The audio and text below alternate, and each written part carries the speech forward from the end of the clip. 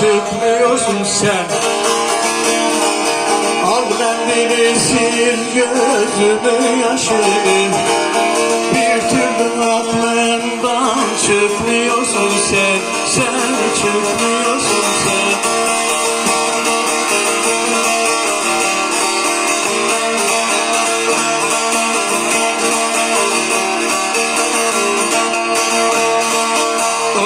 Taşlar duydu ahuzarımı, ben kime söyleyem gizli sırrımı. Haram ettin bana uykularımı, bir türlü aklımdan çıkmıyorsun sen. Sen çıkmıyorsun sen. Haram ettin bana uykularımı, çıkmıyorsun sen, sen çıkmıyorsun sen.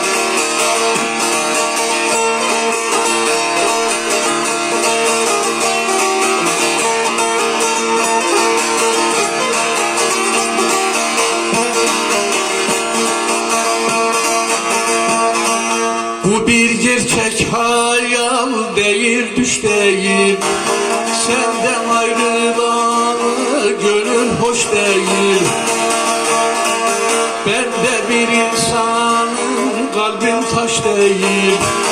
Bir türlü aklımdan çıkmıyorsun sen.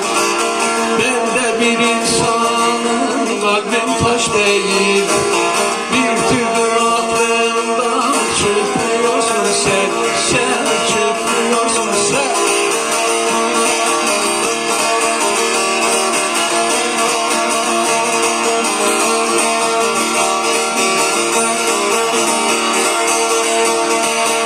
Osman feryadıyım, boşuna yanma.